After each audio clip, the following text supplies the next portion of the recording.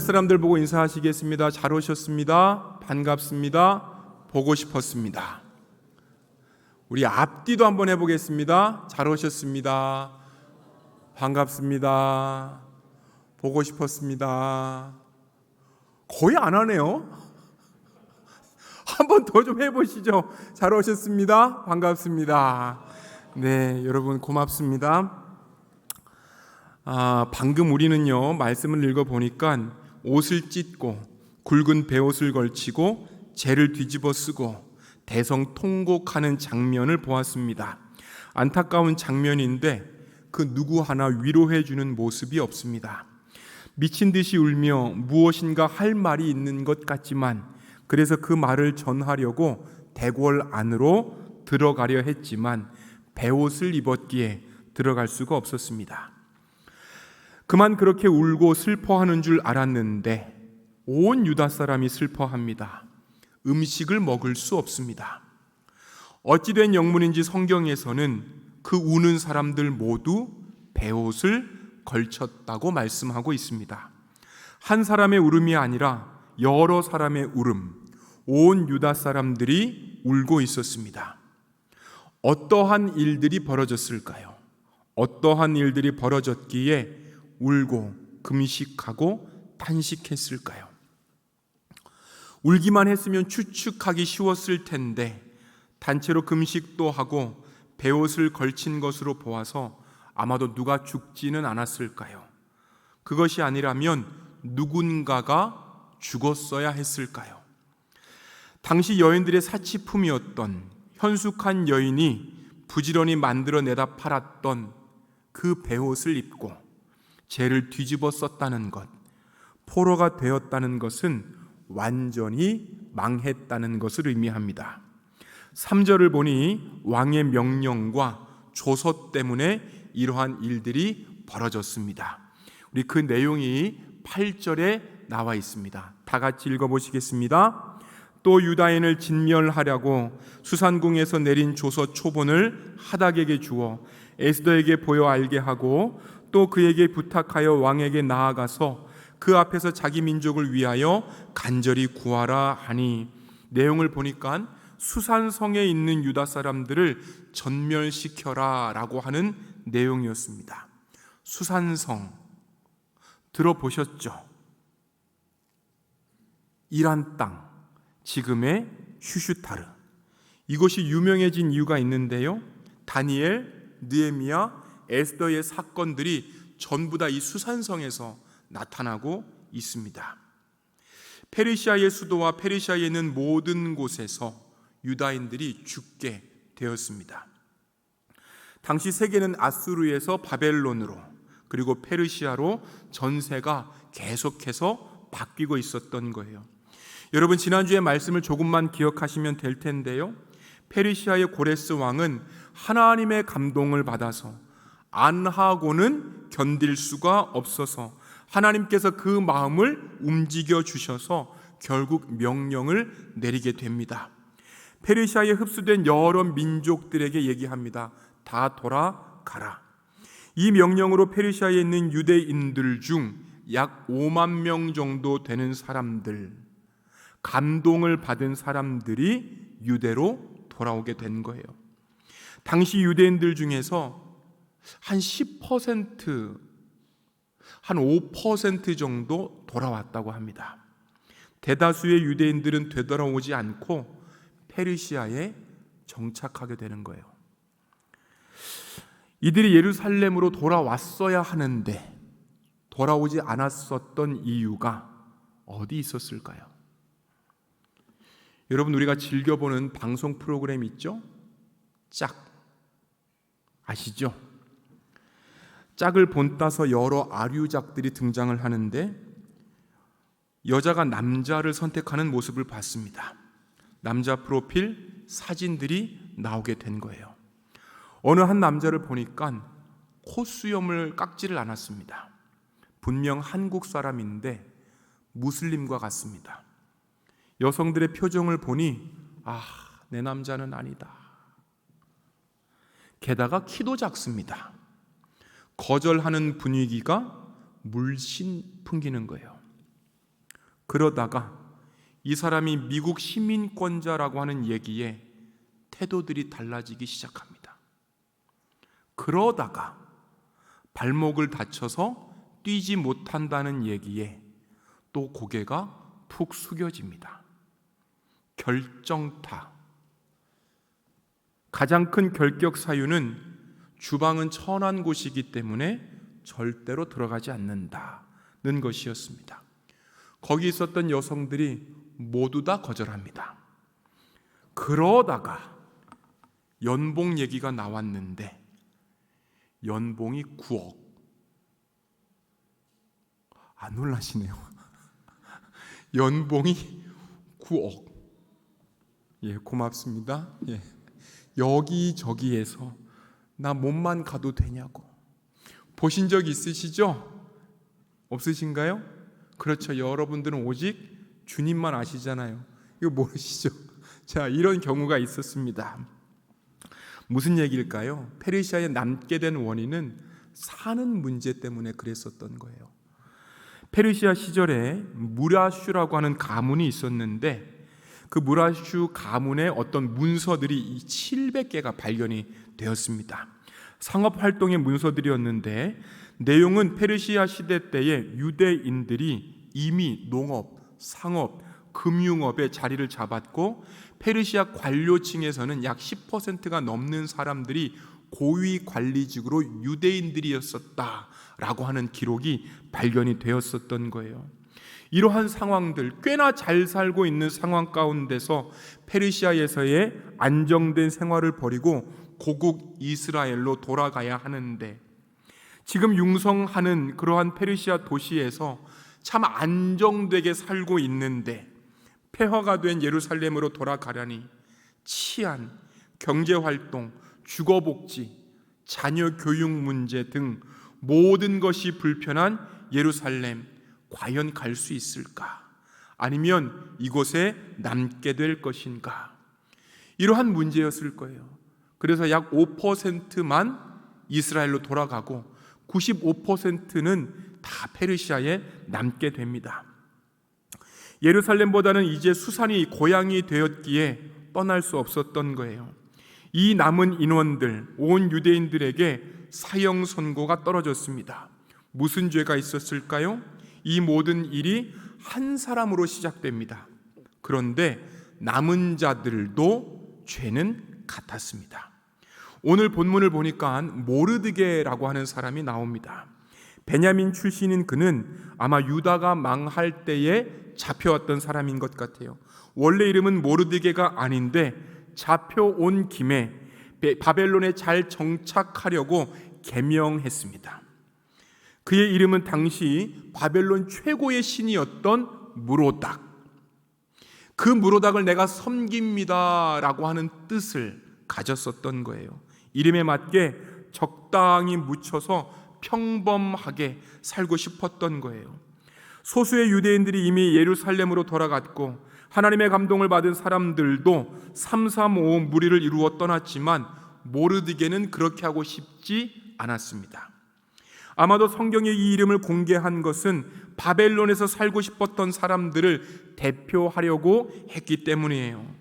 그리고 그에게는 나이 차이가 많았었던 친척 동생 에스더가 있었습니다. 당시 왕이었던 아하수에로 왕은 왕비 와스디를 폐위시키고 새로운 왕비를 선출하려고 했었어요. 이때 성을 지키던 모르드게가 이 사실을 알고 에스더를 1년 동안 준비시킵니다. 준비를 하면서 둘 사이에 어떤 이야기들이 오고 갔을까요?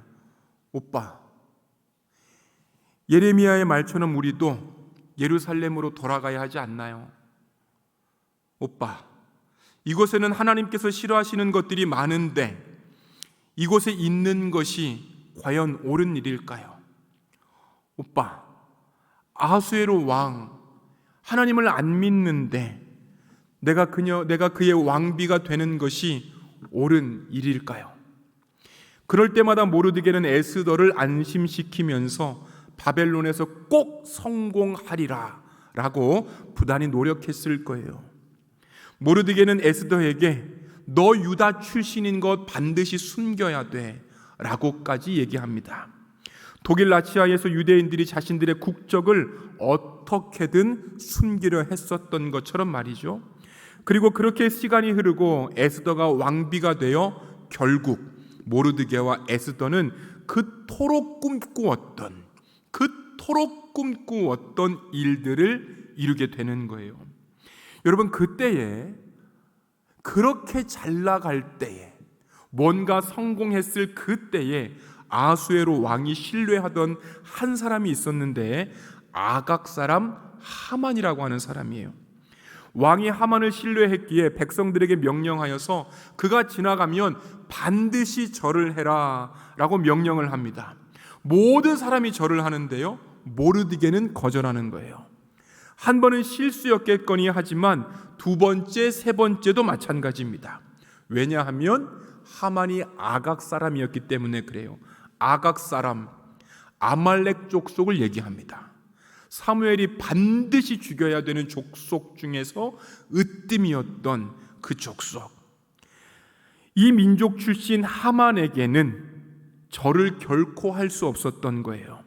즉, 사람에게만큼은 절을 하지 않겠다라고 하는 어떤 그런 식의 믿음의 발현이 아니고, 바벨론식으로 내가 계명하고 살고는 있지만 아말렉 족속만큼은, 저 민족의 반역자만큼은, 저 민족의 원수만큼은 용서할 수 없었다. 다분히 민족주의적인 그러한 행동으로 절을 할 수 없었던 거예요. 그런데 이것이 발단이 될 줄이야. 인사를 받지 못했던 하만, 결국 모르드게를 죽이기로 작정합니다. 그리고 그것도 부족해서 페르시아 안에 있는 온 유대인들을 죽이기로 작정한 거예요. 한번 읽어보시겠습니다. 시작. 하만은 모르드게가 정말로 자기에게 무릎을 꿇지도 않고 자기에게 절도 하지 않은 것을 보고 화가 잔뜩 치밀어 올랐다. 더욱이 모르드게가 어느 민족인지를 알고서는 하만은 모르드게 한 사람만을 죽이는 것은 너무 가볍다고 생각하였다. 하만은 아하수에로가 다스리는 온 나라에서 모르드게와 같은 결례인 유다 사람들을 모두 없앨 방법을 찾았다. 그렇게 하만은 유다인을 언제 죽일지 부르라고 하는 그러한 점괘를 통해서 그 날짜를 결정하는데 12월로 결정이 됩니다. 이후에 왕의 명령에 서기관들이 소집이 되고 하만이 시키는 대로 다 적게 한 다음에 이 공문이 127개의 도, 경기도, 전라도 그런 것처럼 127개의 도로 공문이 다 발송이 되는 거예요. 이 사실을 안 모르드게, 그리고 온 유대인들이 어떻게 가만히 있을 수 있었을까요? 이 장면을 우리가 방금 읽었었던 거예요. 한번 더 읽어보겠습니다. 시작. 모르드게는 이 일을 알고서 옷을 찢고 굵은 베옷을 걸치고 재를 뒤집어 쓴 채로 성 안으로 들어가서 대성통곡을 하였다. 그런데 굵은 베옷을 입고서는 어느 누구도 대궐문 안으로 들어갈 수 없었으므로 그는 대궐문 밖에 주저앉았다. 여러분, 읽지는 않았지만 이후에 에스더와 모르드게의 대화, 이 일들을 과연 어떻게 풀 것인가에 대한 대화들이 계속해서 나오고 있었던 거예요. 바벨론 사람으로 살고 싶었지만 결국엔 들켜버렸고, 자신만 아니라 온 유대인이 죽게 된 것에 대해서 별다른 방법이 없었기 때문에 아마도 에스더가 어떻게든 해결해 주리라고 기대했었던 것 같아요.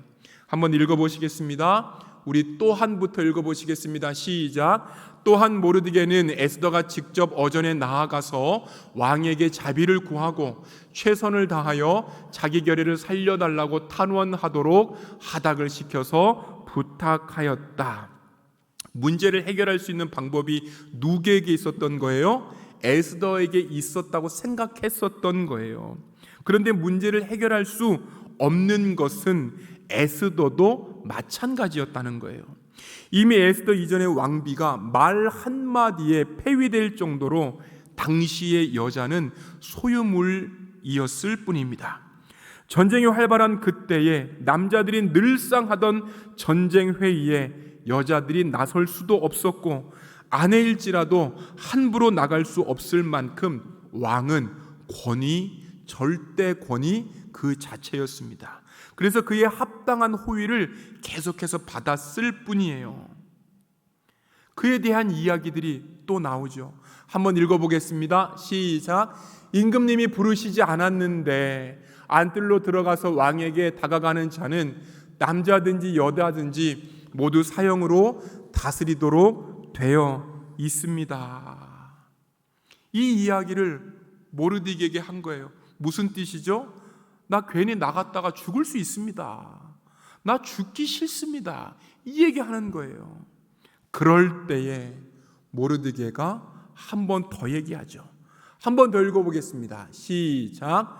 왕후께서는 궁궐에 계시다고 하여 모든 유다 사람이 겪는 재난을 피할 수 있다고 생각하십니까? 이런 때에 왕후께서 입을 다물고 계시면 유다 사람들은 다른 곳에서라도 도움을 얻어서 마침내는 구원을 받고 살아날 것이지만 왕후와 왕후의 집안은 멸망할 것입니다. 왕후께서 이처럼 왕후의 자리에 오르신 것이 바로 이런 일 때문인지를 누가 압니까? 여러분, 모르드게의 이 말, 믿음의 말 혹은 결단의 말, 동기부여의 말로 느껴지십니까? 아니면 자기가 일 다 벌려놓고 수습이 안 되니까 야 에스더야 너밖에 없다, 너가 알아서 해야 된다 라고 하는 식으로 들리십니까? 유다인이 전멸될 수 있는 위기는 모르드게가 하만에게 절하지 않는 것이었지만 본질적인 이유는 바벨론 포로 생활이 끝나고 돌아가야 한다는 하나님의 말씀을 다 같이 거부한 거에 있는 거예요. 어떤 이는 바벨론식으로 계명하고 어떤 이는 민족을 숨기고 또 어떤 사람들은 이방인과 결혼한 하나님의 백성이라고 하는 그 정체성을 버리고 세속적인 욕망을 집단적으로 따라간 것이 그것이 숨겨진 이유였습니다. 그래서 하나님은 징계의 수단으로 페르시아의 권력으로 위기에 처하게 하셨던 거예요. 여러분, 다시 한번 질문합니다. 이 말, 믿음의 말 혹은 결단 혹은 동기부여의 말로 느껴지십니까? 아니면 일은 다 자기가 벌려놓고 수습이 안 되니까 야 너밖에 없다, 너가 알아서 해라 라고 하는 식으로 들리십니까? 저는 아무리 생각해도 후자 같습니다. 책임을 떠넘기는 이 말에 에스더가 믿음으로 반응하는 거예요. 모르드게가 어떻게 할 수가 없어서 책임을 떠넘기는 그 말에 그럼에도 불구하고 에스더는 믿음으로 반응하는 거예요. 한번 읽어보시겠습니다. 시작. 밤낮 먹지도 마시지도 말게 하십시오.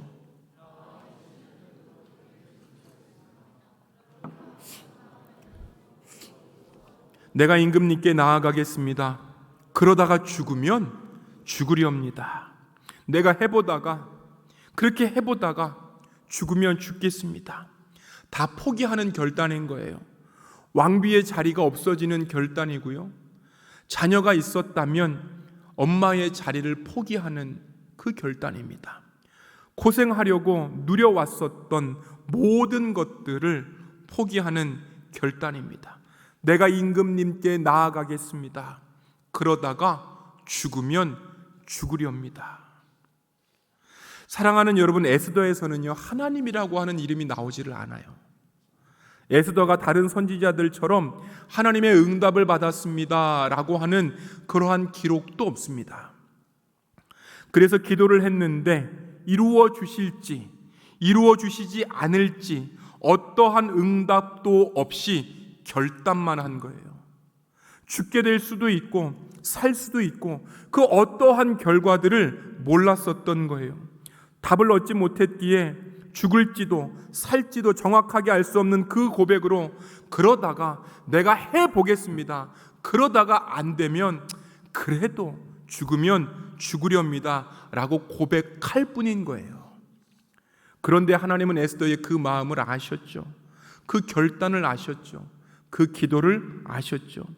그리고 금식하던 그 모습도 아셨죠. 에스더가 어떻게 응답을 받았을까요? 금식과 기도와 결단을 했었던 그런 에스더의 모습, 그 결과가 어땠을까요? 우리 한번 읽어보시겠습니다. 시작. 사랑스러운 마음으로 바라보고 쥐고 있던 금귤을 에스더에게 내밀자 에스더가 가까이 다가가서 그 귀의 끝에 손을 대었다. 에스더가 뜰에 얼만큼 앉아 있었을까요? 들어가면 안 되는 곳인데 그곳에 앉아서 얼만큼 벌벌 떨고 있었을까요? 그런데 그 왕이 에스더를 보자 그녀를 향한 왕의 마음이 따뜻해지는 거예요. 그리고 얘기합니다. 나라의 절반이라도 떼어주겠소. 무슨 소리죠? 하루 종일 너 목소리 듣고 싶어서 죽는 줄 알았어. 너랑 떨어질 때는 몰랐는데 오늘은 너가 그립더라. 너는 항상 예뻐. 다 주고 싶다는 얘기예요. 전쟁에 미친 왕이 전쟁 회의하다가 어느 순간 왕비를 봤는데 보면서도 그립다. 하나님께서 마음을 바꾸신 거예요. 아내를 바라보는 마음, 혹은 아내가 될 사람의 마음, 아내가 될 사람을 바라보는 것, 이런 거 아닐까요? 그렇죠? 창준 형제, 준우 형제, 그렇습니다. 다 주고 싶은 거, 목소리를 듣고 싶은데도 여러분 계속해서 듣고 싶은 것, 같이 있는데도 더 같이 있고 싶은 것, 하나님께서 아하수에로 왕의 마음을 이렇게 바꾸셨다라고 한다는 거예요. 여러분, 두 번째는 어떻게 응답이 떨어졌을까요? 왕이 술에 흥건하게 취해 있을 때의 응답을 받게 됩니다. 술에 취해서 응답을 받은 것이 의외이기는 하지만 그렇게 일들이 진행이 되었습니다. 한번 읽어보시겠습니다. 시작. 둘째 날에도 술을 마시면서 왕이 물었다. 에스더 왕후, 당신의 간청이 무엇이오? 내가 다 들어주겠소. 술에 취한 왕의 마음을 얻은 에스더는 그간 일어났었던 모든 일들을 고백합니다. 하만과 그의 10 아들들이 고발되어서 하루아침에 죽임을 당하게 됩니다. 이후에 유다 사람들의 슬픔이 기쁨으로 초상날이 잔칫날로 바뀌게 됩니다. 유대를 죽이려던 모든 대적들이 누구인지 밝혀지고 오히려 그들이 죽게 되었었던 거예요. 그리고 모르드게와 에스더는 그 날을 명절, 곧 부림절로 부르게 됩니다. 사랑하는 여러분, 오늘 본문을 통하여서 우리에게 주신 주님의 교훈, 우리에게 주시는 주님의 말씀이 무엇입니까? 우리는 모르드게와 에스더처럼 하나님께서 원하시지 않는 방법으로 세상의 지위를 얻으려 하거나 세속적인 신분 상승을 도모하여 여러 말로 합리화하고 그냥 그렇게 살아갈 때가 있습니다. 잠시 동안의 쾌락이 있습니다. 그러나 결국 심각한 위기에 빠질 수 있다는 것이 오늘 본문의 교훈인 거예요. 아무리 택하신 백성이어도 순종하지 않으면 은혜를 누릴 수 없고 사람의 매와 인생의 채찍으로 징계를 받을 수 있습니다. 그러나 그때에도 회개하고 주님을 바라보면 주님 언제나 반전시켜 주십니다. 하나님 항상 통치하시며 우연처럼 보이는 사건을 통하여서도 우리를 도우시고 구원하시고 계시는 것을 잊지 않으십니다. 신비한 방법으로 역사를 섭리하셔서 작정하신 구원의 계획을 계속해서 이루어 나가시는 거예요. 여러분들과 같은 하나님의 사람, 결국에는 여러분들과 같은, 나와 여러분들과 같은 하나님의 사람은 하나님께서 결국엔 지키신다. 여러분, 이것이 에스더서의 교훈입니다. 제가 참 좋아하는 찬양이 하나 있는데요, 참 우리의 마음, 우리의 생각, 이곳에 모인 청년 여러분들의 어떤 그러한 모습과 너무나도 동일한 것 같습니다. 십자가 그 사랑, 멀리 떠나서 무너진 나의 삶 속에 잊혀진 주 은혜. 할 수 있을까요? 한번 해볼까요? 아실까요, 여러분? 한번 해보겠습니다.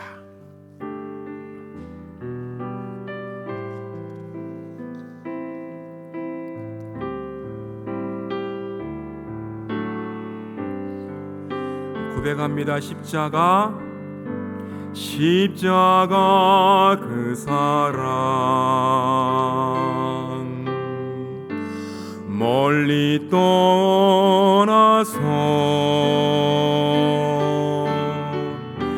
무너진 나의 삶 속에 잊혀진 주의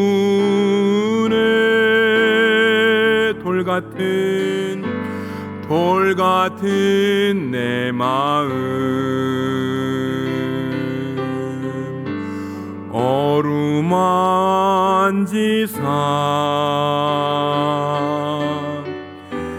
다시 일으켜 세우신 주를 사랑합니다. 주 나를 보시고 날 붙드시리 나는 배롭고 존귀한 주님의 자녀라.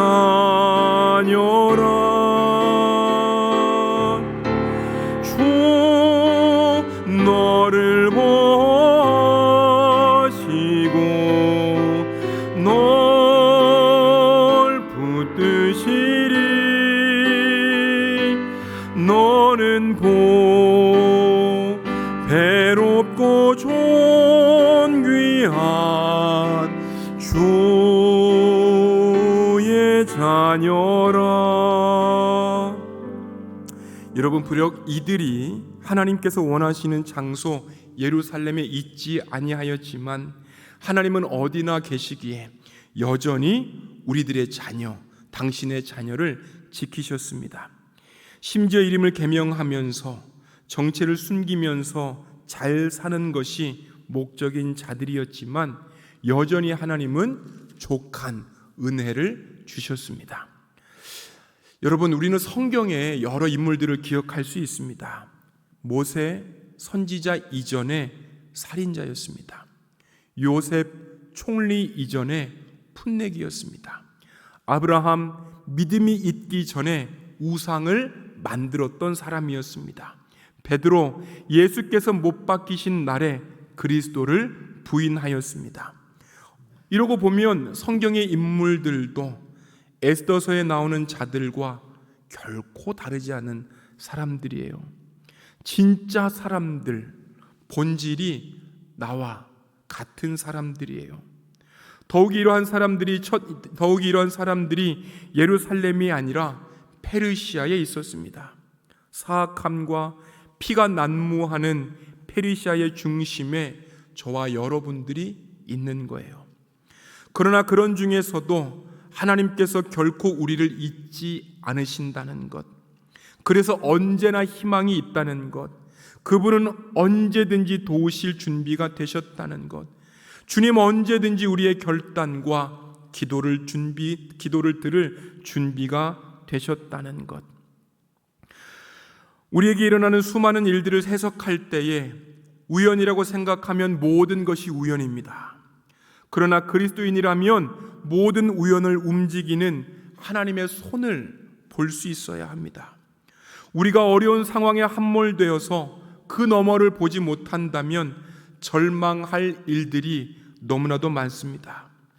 우리가 무서워해야 할 것은 상황이 악화되는 것이 아니라 상황과 일치되어서 함께 마음이 매장되어 버리는 거예요. 아직도 하나님께서 만져지지 않습니다. 그러나 분명한 것, 하나님 지금도 우리의 삶 속에서 그분의 섭리로 역사하고 계신다는 거예요. 이것을 유대인들이 확신했고 기도했고 결단하며 실행했습니다. 여러분, 방법이 아닌 믿음의 문제인 거예요. 그것이 전부입니다. 상황 넘어 모든 것들을 이끌어 가시는 하나님, 그분께서 여러분들을 보고 계시니 포기할 수 없습니다. 사단은 현실에 우리를 올가매어서 주님을 향한 우리의 신뢰를 계속해서 무너뜨리려고 하는 거예요. 무너져 내리는 것 같은 세상에서도 에스더처럼 기도하고 또 한 번 결단하고 또 한 번 진리를 선포할 때에 반드시 변화와 역전이 일어난다는 사실을 믿고 오늘도 내일도 기도와 결단으로 나아가시는 한 분 한 분 되시기를 소망합니다. 그분은 언제나 여러분들을 위해서 역전을 준비하고 계십니다. 한 번 더 말씀 읽고 마치도록 하겠습니다. 안 나오네요. 여호와께서 내게 도움이 되지 아니하셨다면 내 영혼이 벌써 침묵 속에 잠겼으리로다. 이스라엘아, 여호와를 의지하라. 그는 너희의 도움이시요 너희의 방패시로다. 기도하시겠습니다.